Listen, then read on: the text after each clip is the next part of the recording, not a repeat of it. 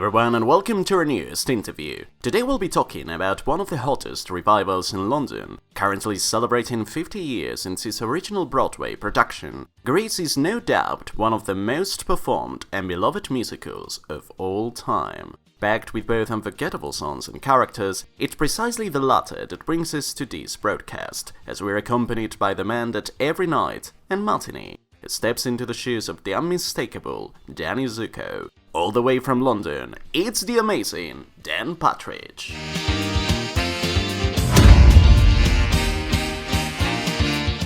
Welcome to our show. Thank you very much for having me. How are you? I'm very good. Thank you very much for accepting this interview. Good. Yeah, and how does it feel, first of all, to be reprising a role that you already knew from the UK tour? I did not say originated because it's not a new character, but it's a new version. So you sort of created this new version of the character. So how does it feel to get back to your Danny Zucko now in the West End? It's actually been a really brilliant process, and I am really grateful for it because I've toured with the show twice. Once in 2019, once last year in 2021, and it was really nice to be in a new venue every week and be trying out different things. And with this new version of the show, we have a new script, and kind of go deep, dig a little deeper than just the kind of leather jackets and the hands through the hair, to get a bit more of what the character's about. And that's been a really fun process. So to have done a few hundred shows and then come into London with it's been brilliant, because it means that I've been able to refine the character to who, I want him to be. And with the director and figuring out who this version of Danny is, and bringing it to London now, it's been amazing to have a slightly more international audience as well. And what would you say that Danny Zucko is all about? What have you found about him while, playing him and exploring the character? So I think there are the things I kind of already knew as the alpha male. He was the number one in the group.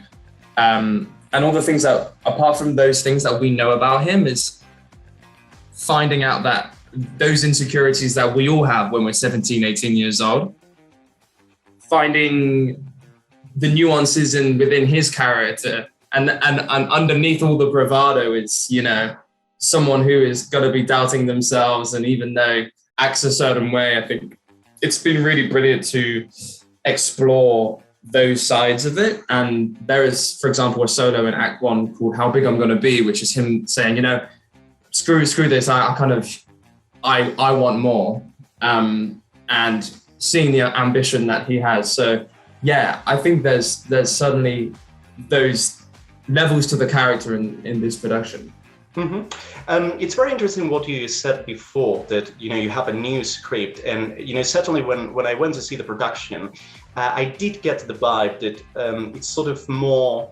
It keeps the sort of the original feeling of Grease, like the soul of the show, but at the same time I find it more mature and more streetwise in some way.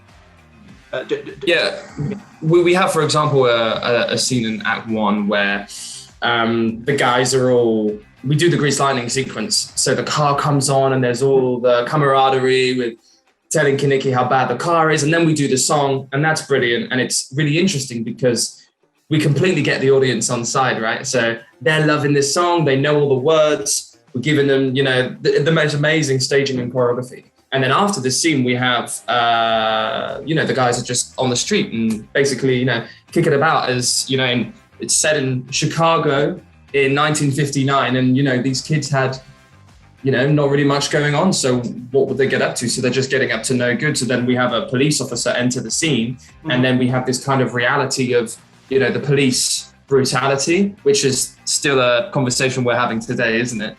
And that's a really interesting scene, because every single night we do the show, and I can feel the audience really kind of watching and listening, thinking, what's this about? Because this isn't something that I associate with Grease. I don't really know what's going on here.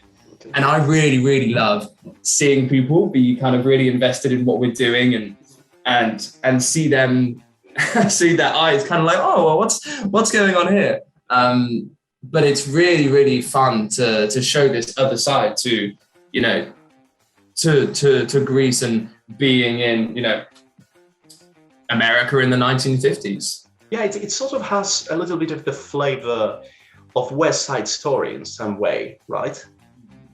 Yeah, we have a few parallels with this. There's kind of like street gang culture, and I think in the film you also know that there's this rivalry with the other gang in the city and these kind of things, and it's a lot of the guys just talking, you know, and it's like ultimately maybe not that much violence, but maybe there is, and this thing where the guys, you know, and they all have their own places within the group. You know, Danny really is the number one, but then when he's not there, Kiniki's absolutely the number one, and when he's not there, maybe one of the other guys thinks so. And that's how friendship groups are, aren't they? You know, you often have the guy who's a bit quieter, the guy who's more reserved, and then maybe the guy who always takes charge and always says how it goes. And I think it's a really good comparison with West Side Story. It's not quite the same time, but yeah, we suddenly get a level of like, you know, what do these kids have to do? And so a lot of the time it's not a lot. Absolutely. And apart from, you know, the new layers of complexity that have been added to the show, another remarkable thing, I think it's one of the things that make it a must-see this season, is, you know, the amazing choreographies that you have, which, you know, are very energetic, very impressive. So how do you cope with that every night, you know, to be able to prepare for such a demanding role? I assume it has to be extremely challenging. So that would be my question. You know, the challenges that you find with this role, especially, you know, in the physical field, but also how you get to do it every night, because it's quite an exhausting show. Yeah, it definitely is. Maybe I drink slightly more coffee now than I used to, but you know, it's actually funny because when I toured with the show, I always thought, God, this is really, really hard. It's really hard traveling around the country at the same time. And coming to London, I thought this will be easier because I'm only in one place and I don't have to kind of, because when you're touring, you know, sometimes you do a 2,500 seat theatre. Next week, it's maybe 600 seats. So you have to change the way you perform it and stuff. But actually, I found it harder to stay in one place because this is a really big auditorium. Mm-hmm. So 2,000 people watching the show, and it's every single day. It never changes. And actually, it's probably harder than ever. But I obviously try and keep on top of it. Physically, I really do need to rest, you know, like that's a pretty huge thing. And it's actually quite a hard balance with working out, keeping fit, going to the gym, that kind of thing, because you want to keep fit by going to the gym, but you don't want to exhaust yourself for the show. So, you know, if I say to some people, I've got to keep fit, I've got to like lift some weights and, you know, and keep strong, they're like, you're crazy, you know, how can you do that as well as the show? But I think if I do that as well, you know, it kind of makes the show a little easier because you're stronger and you know how it is. But yeah, certainly getting the balance right is not easy. But for me, it's actually probably about 50% all those things, but also 50% the mentality. Okay. You know, the way that I think because the show is so in my body, I've done a few hundred, you know, shows of Greece. Mm-hmm. By this point, I'm having to, it's the way I approach the show as well. You know, I can't think about it too much. I can't overwhelm myself with, well, I've got to do this, and this. I just have to take it scene by scene as I go along. If I feel a bit like this, I need, you know, drinking lots of water, all those kind of things. But it's probably more a mental thing for me to compartmentalize each scene. That's done, fine, move on to the next one. Yeah. Well, that's very, very interesting. Apart from that, you know, as I said in the introduction, Greece is one of the most, you know, one of the best known shows. It's been performed, I don't know how many times, you know, so many versions, you know, both replica and non-replica versions. But the thing is that, you know, the movie also made it extremely popular. And it's I mean, we all know that it's clearly a reference that many people that go to the theatre are going to have. But at the same time, you have to make the character your own.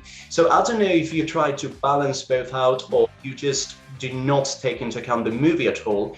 you just make it your own, but at the same time, it would be a challenge because so many people already, picture John Travolta in that role. So how do you make it? How do you make Danny Zucko a character of your own? It's a really good question because I often joke that it's kind of lose-lose. Because if I give the people kind of what they want and do John Travolta isms, then it's an impersonation. So that's just not right. I don't look like him. It's just, we're not the same actor. And if I completely try to do my own thing, which I do as much as I can, and completely disregard any Danny that's ever been, it just wouldn't work because there are some things that just work. So I do try not to really think about that, the kind of John Travolta version. However, there are maybe a couple of things that I've kept that I've gone, that's funny. I kind of got a couple of these and I put it purely into Dan's version. I've heard people and people will say after the show, people can be very fickle and they can say, oh, how come Danny doesn't have black hair? It's like I can't do anything about that. So I've just got to do my version because I'm the guy who got the job.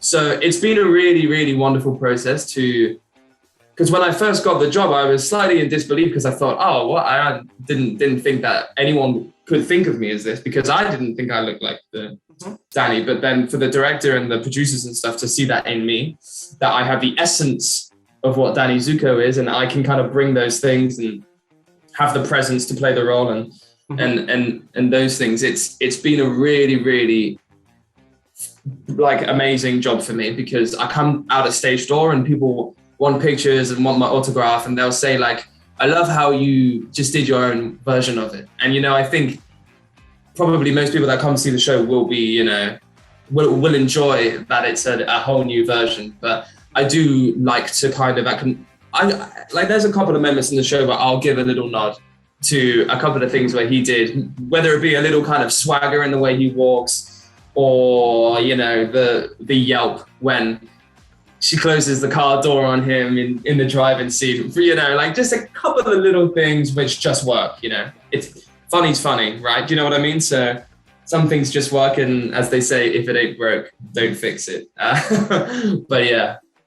I think that you also made him more likable in some way. When I saw the show, because in comparison to the movie, I think that the John Travolta version, he used to be more of a jack to remain, as the alpha male as described. But I don't know if it was something that you did on purpose or it just happened that way. But the feeling that I got is that you made him sort of more likable, sort of more good-hearted in some way. I don't know if those were things that you wanted to explore when creating this version of the character. Yeah, actually, it is something that I did consider, and I appreciate that you noticed because I think it's a thing where, unfortunately, no matter what he does, no matter how he acts, he'll kind of always get away with it, and that's kind of an interesting thing that the audience kind of are always rooting for Danny. But I think I'm helped a lot with the script. The script, I think there's a couple of scenes where, you really try to see him try to change. Because the reality, the given circumstance of the show is that Danny is in this group of guys. He acts a certain way. And when he's around them, he absolutely is, this alpha male, this number one figure, and they all idolize him and look up to him. So he's built this reputation at school. That's his school persona. That's him with his friends. And then with Sandy, we see this sweet side to him that he really melts when he's around her. And I think, unfortunately, actually, in this version of the show, Sandy isn't in it that much. She's not in that many scenes. So you don't actually have that many moments for Danny and Sandy to really be, that we really have together, because you have us at the beginning with the prologue, and that's a very short scene to basically show that they have a really true love, and probably their first love, because they're already 17/18, right? Just turned 18. So it's probably the first time that he's ever felt this way about someone. So what we're seeing is this really pure thing. You know, I'm sure we've all experienced seeing our friends change when they're around someone who makes them feel something they've never felt before. Mm-hmm. So I think that's where it kind of comes from. Mm-hmm. What have you learned from the character, from playing the character? Is anything that Danny Zucko has taught you in some way? Oh, God, that's an interesting question. That's something I've never thought about. Huh? I mean, I don't necessarily think anything in terms of that he's taught me, because I think of the character as he's such a young character. So there's certainly things that I've tried to put in from my own experiences, but I think that thing where he is needing to let go of who he is around, you know, his friends to who he is around the girl or whatever. Mm-hmm. That's one of the kind of the main things I take away from it. I don't necessarily think the characters really taught me much, because I think he's actually like, he's a nice guy, but it's really funny because a lot of these experiences that he's had, I've probably had quite similar ones already. Uh-huh. So I've never really thought about it the other way. Oh, interesting. And, last question. If you would have to give me one single reason to go see this production of Grease, which one would it be? One reason. I talk a lot, so I'll have to think. So one reason to see Grease, I'd say it is fun and a good night out. So you're absolutely going to have fun. Okay. That's my one reason. Well, that's a really good reason. Well, thank you very much for this lovely interview. Thank you for having me.